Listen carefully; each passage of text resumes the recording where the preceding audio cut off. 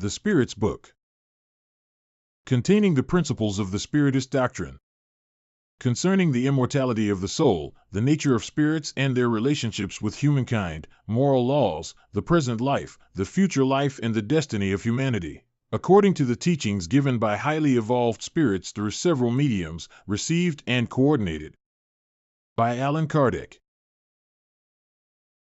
Part 1. First Causes. Chapter 1.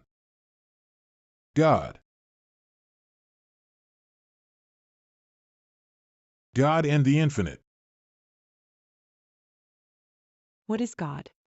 God is the supreme intelligence, the first cause of all things, What is meant by the infinite?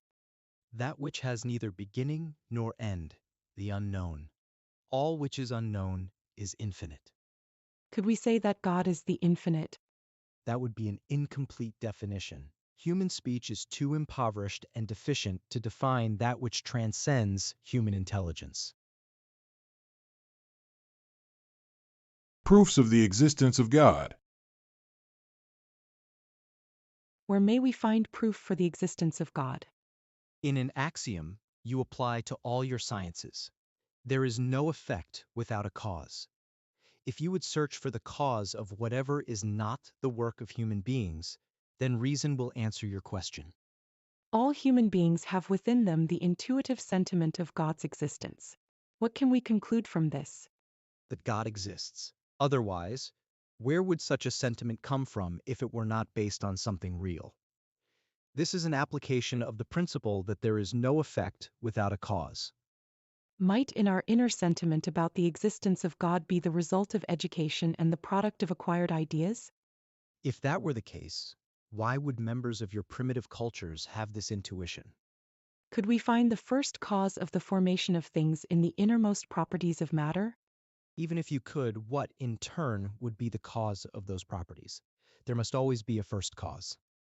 What about the idea that attributes the first formation of all things to an accidental combination of matter, i.e., to chance? Another absurdity. How could anyone, with any common sense, believe that chance is an intelligent agent? Moreover, what is chance? Nothing. Where may we see in the first cause a supreme intelligence, superior to all other intelligences? You have a proverb that says, "The workman is known by his work." So look at the work and you will find the workman. Pride is what creates disbelief. Human pride believes in nothing above itself, and that is why people think they are so powerful. Poor beings. A mere breath from God could blow them over. The attributes of the divinity. Can human beings fathom God's innermost nature? No, they lack the aptitude to comprehend it. Will they ever be able to fathom the mystery of the divinity? When their spirits are no longer eclipsed by matter, and when they have finally purified themselves enough to be able to approach God, then they will see and comprehend God. Even though we cannot fathom God's innermost nature, can we get an idea of some of the divine perfections? Yes, some of them. Human beings comprehend them better as they progressively overcome matter. They can get glimpses of them through thought. When we state that God is eternal, infinite, immutable, immaterial, one, all-powerful, and supremely just and good, don't we have a complete idea of God's attributes? From your own point of view, yes, because you believe that in so stating them, you therefore have named all of them. Nevertheless, you should understand that there are things that transcend the intelligence of the most intelligent person, things your language cannot define, because language is limited to your ideas and sensations. Your reason tells you that God must be perfect in those attributes to the nth degree. For if God lacked any of them or was not perfect in them to the nth degree, God would not be superior to everything else and thus would not be God. In order to be superior to everything else, God must not be subject to any change and must not be imperfect in any way imaginable. Pantheism. Is God a distinct being or, as some believe, the result of all the combined forces and intelligences of the universe? If the latter were the case, God per se would not exist because God would be an effect and not a cause. God cannot be both cause and effect at the same time. You cannot doubt that God exists, and that is the point that matters. Believe me, and do not try to go any further. Do not get lost in a maze from which you will not be able to exit. Trying to go further will not make you any better. Instead, it will probably just add to your pride by leading you to imagine that you understand something when you actually understand nothing at all. Therefore, put all theories aside regarding the matter. You have much more important things to be concerned about, beginning with yourselves. Study your own imperfections in order to get rid of them. That will be far more useful to you than trying to penetrate the impenetrable. What should we think of the opinion holding that all the bodies in nature, all the beings and globes in the universe are components of the divinity, and taken all together comprise the divinity itself, i.e. the pantheistic doctrine? Since humans are unable to make themselves God, they would like to at least be a part of God. Adherents of this theory claim that it demonstrates some of God's attributes. Since there are an infinite number of worlds, then God is infinite. Since a void or absolute nothingness is nowhere, then God is everywhere. God being everywhere because everything is an integral component of God. God infuses all the phenomena of nature with God's intelligence. What can refute this viewpoint? Reflect on it carefully, and you will have no difficulty in seeing how absurd it is. Chapter 2. The General Elements of the Universe. Knowledge of the origin of things. Can humans know the origin of things? No. On earth, God does not allow everything to be revealed to them. Will they ever be able to grasp the mystery of things now hidden from them? The veil is lifted as they become more and more purified, but in order to understand certain things they need faculties they do not yet have. Can't humans grasp some of nature's secrets through scientific investigation? Science has been given to them for their advancement in all matters, but they cannot go beyond the limits set by God. Outside the realm of scientific investigation, can humans receive communications of a higher order regarding matters that go beyond the scope of their senses? Yes, if God deems it useful, God will reveal what science cannot detect. Spirit and matter. Is matter eternal like God, or was it created at some specific time in the past? Only God knows. Nevertheless, there is something you should realize by using your reason.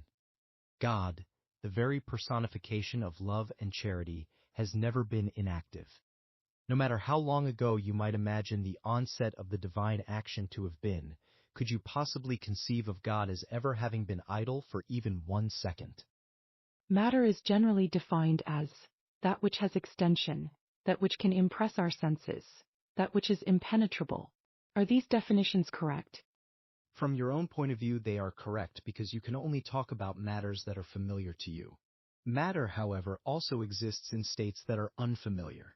For example, it may be so ethereal and subtle that your senses cannot detect it. It is matter nonetheless, even though you do not perceive it as such. What is spirit? The intelligent principle of the universe. Is spirit synonymous with intelligence? Intelligence is one of the essential attributes of spirit, but both merge into a common principle. Thus, for you, they are one and the same thing. Is spirit independent of matter, or is it only a property of matter, as colors are properties of light and as sound is a property of air? They are distinct from each other, but the union of spirit and matter is necessary to enable matter to act intelligently. Is this union equally necessary for the manifestation of spirit? For you, it is necessary because you are not built to perceive spirit apart from matter. Your senses are not formed to do so. Can we conceive of spirit apart from matter and matter apart from spirit? Absolutely, through thought. So are there two general elements in the universe, matter and spirit? Yes, and over everything is God, the creator and author of all.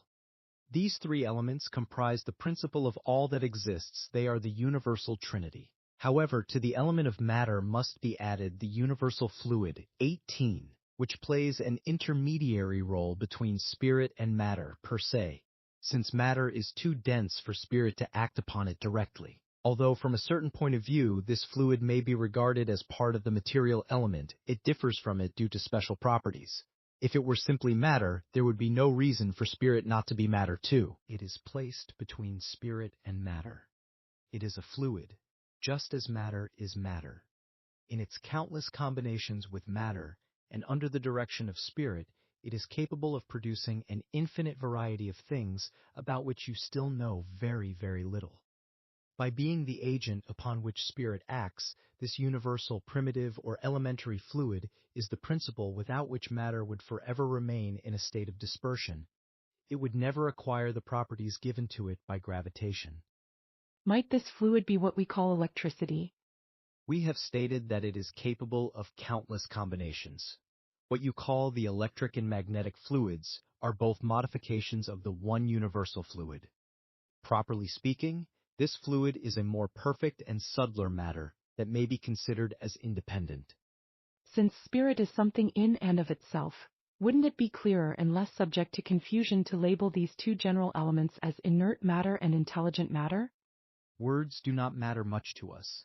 It is up to you to formulate your language in a way that you can understand one another.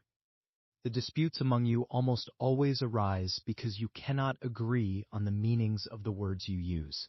Your language is incomplete regarding things that do not touch your senses. The properties of matter. Is ponderability an essential attribute of matter?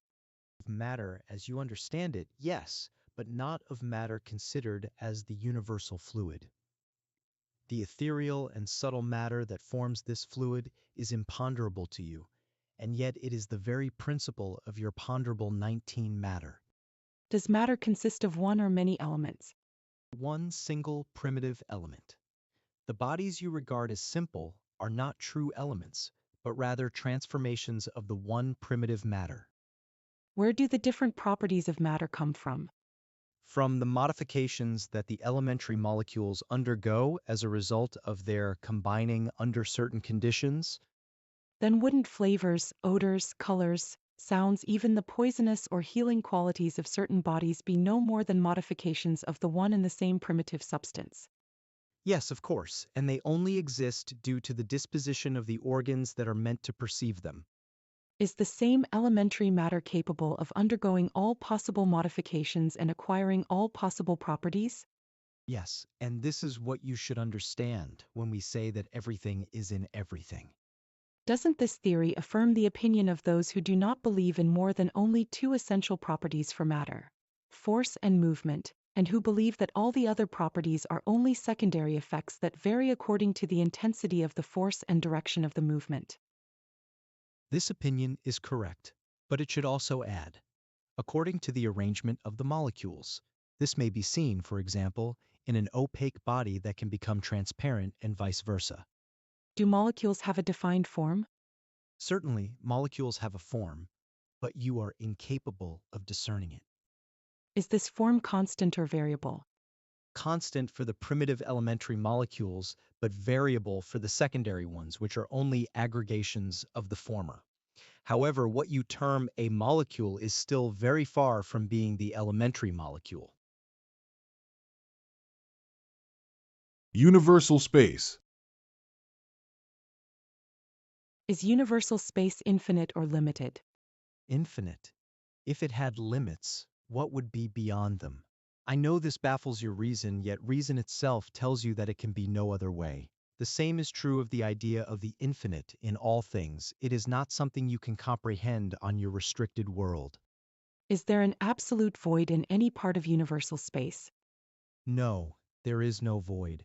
What appears to you to be a void is actually occupied by matter that cannot be detected by your senses or instruments. Chapter 3. Creation.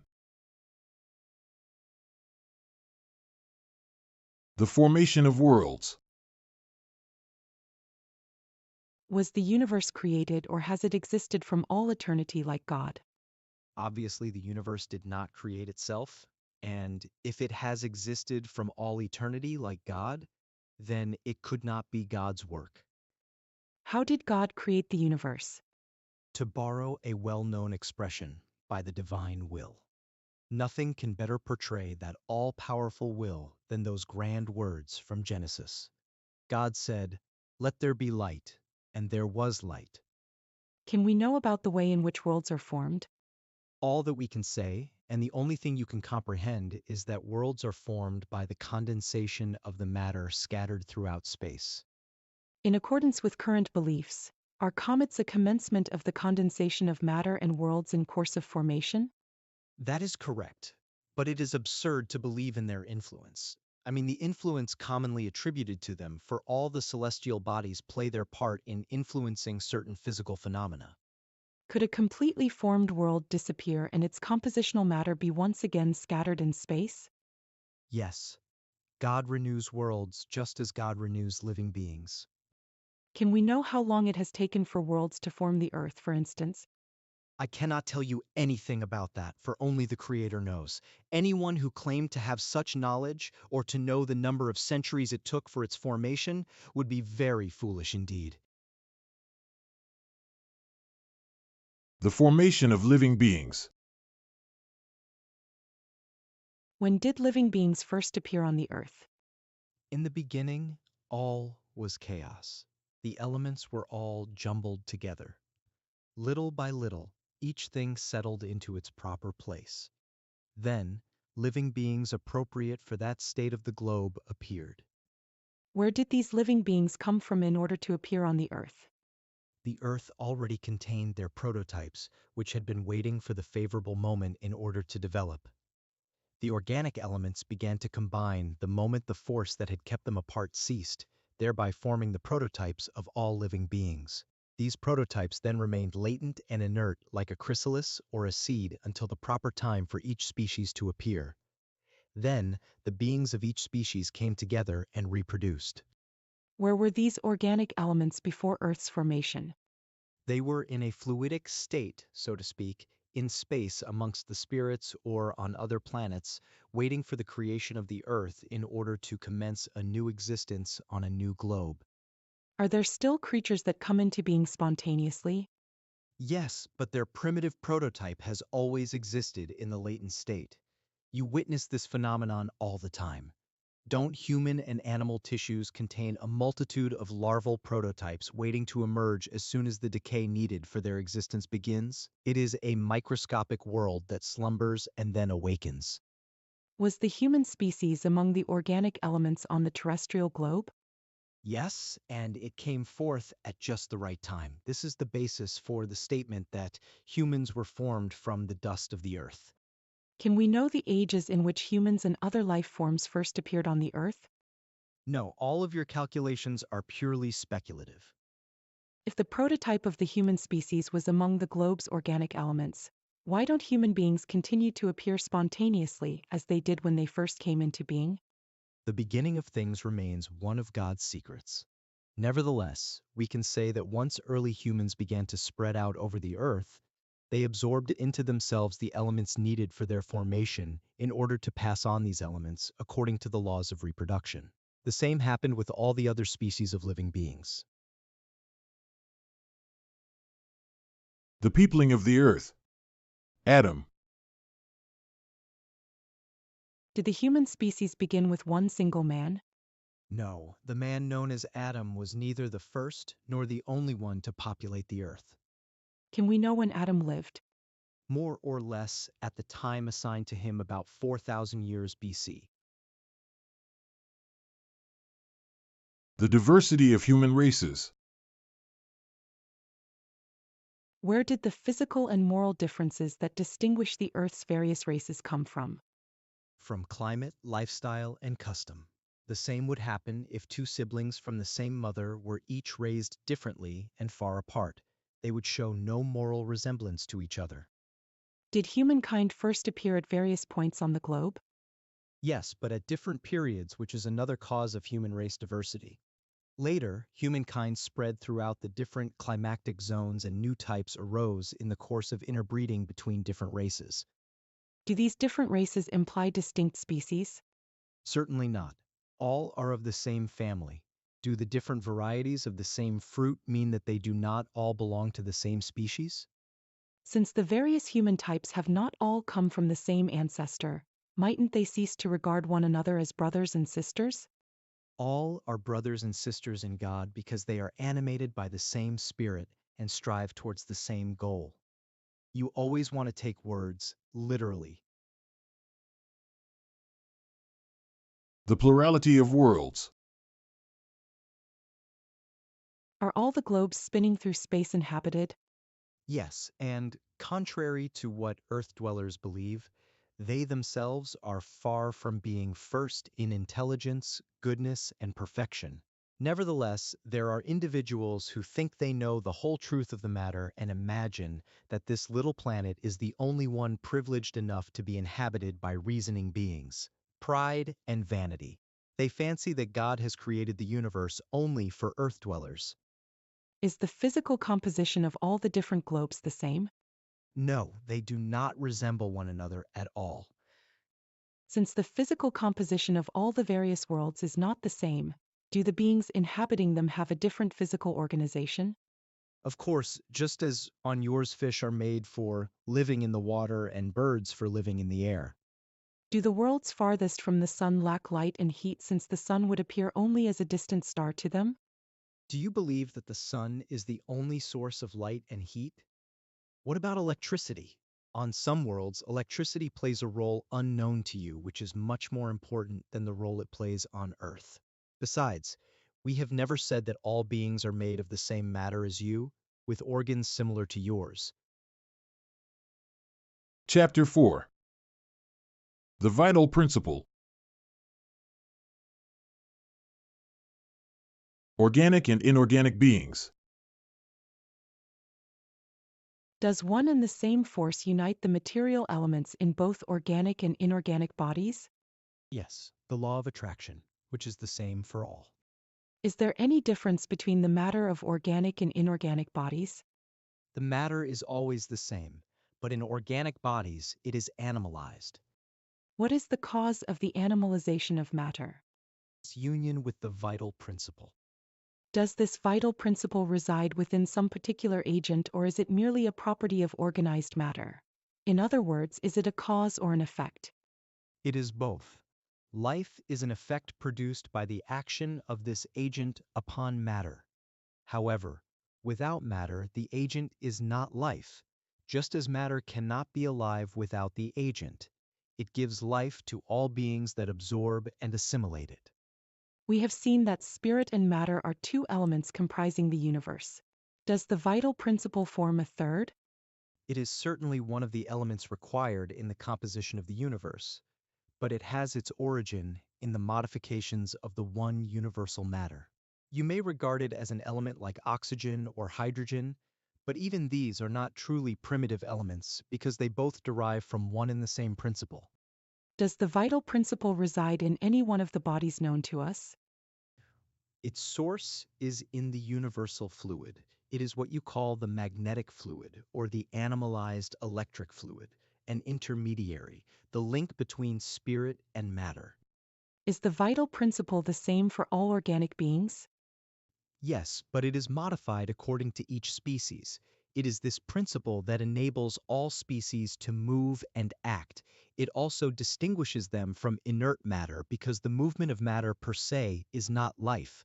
Matter is moved. It does not produce movement by itself. Is vitality a permanent attribute of the vital agent, or does it only develop through the functioning of the organs? It develops only as the body develops. Haven't we already stated that without matter, this agent is not life per se? The union of the two is necessary to produce life. Life and death. What causes the death of organic beings? Their organs wear out. Why does an injury to the heart seem to cause death more often than one to any other organ? The heart is a life-producing machine. Nevertheless, it is not the only organ to which an injury causes death. It is only one of the body's essential parts. What happens to the matter and the vital principle of organic beings after death? The inert matter decomposes and is used to form other beings. The vital principle returns to the vital mass. Intelligence and instinct. Is intelligence an attribute of the vital principle? No. Plants are alive, but they do not think they only have organic life. Intelligence and matter are independent of each other. A body may be alive yet lack intelligence, but intelligence can only be expressed through material organs. Only the union with spirit endows animalized matter with intelligence. What is the source of intelligence? We have already said the universal intelligence. Is instinct something other than intelligence? Not exactly, it is a type of intelligence. Instinct is non-reasoning intelligence through which all beings provide for their own needs. Can we draw a line between instinct and intelligence? I.e., can we determine when one ends and the other begins? No, for they frequently commingle. However, we can very well distinguish the actions belonging to instinct from those belonging to intelligence. Is it correct to say that the instinctive faculties decrease as the intellectual faculties increase? No, instinct is always present, but humans neglect it. Instinct can also lead us to the good. It almost always guides us, sometimes more surely than our reason. It never errs.